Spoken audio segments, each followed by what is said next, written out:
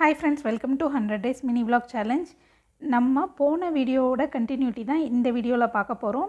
So நம்ம இன்றைக்கி எங்கே போயிட்டுருக்குறோன்னா ஆந்திராவில் இருக்கக்கூடிய லேபக்ஷிக்கு தான் போயிட்டுருக்குறோம். ஸோ இந்த போர்டு பார்க்கும்போதே தெரியுது, வெல்கம் டு லேபக்ஷின்னு சொல்லி வச்சுருக்குறாங்க.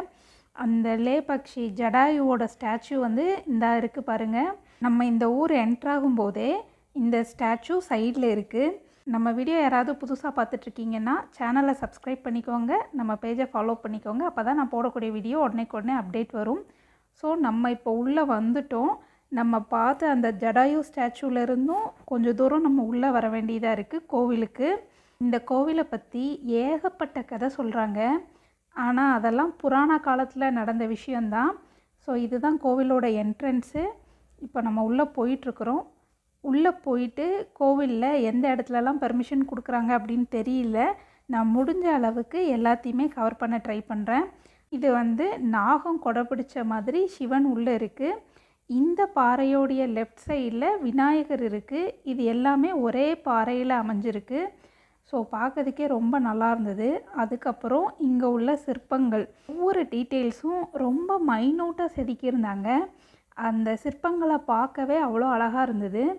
அதுக்கப்புறம் இந்த சென்ட்ரு ஸ்பேஸில் இருந்து நம்ம ஃபோட்டோ வீடியோ என்ன வேணாலும் எடுத்துக்கலாம்.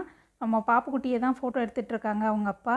ராமாயணம் நடந்த பீரியடில் சீதாதேவியை கடத்தி கொண்டுட்டு போகும்போது ஜடாயு வந்து காப்பாற்ற வந்ததாகவும், ஜடாயுவை இங்கே தான் வச்சு ராவணன் அதோட ரெக்கையை வெட்டினதாகவும் சொல்கிறாங்க. ஸோ அந்த டைமில் சீதாதேவியோட கால் பாதம் தான் இது.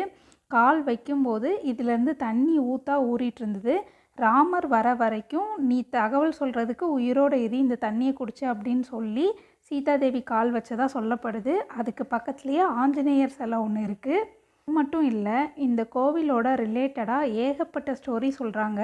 இது கோவிலோட கொடிமரம்.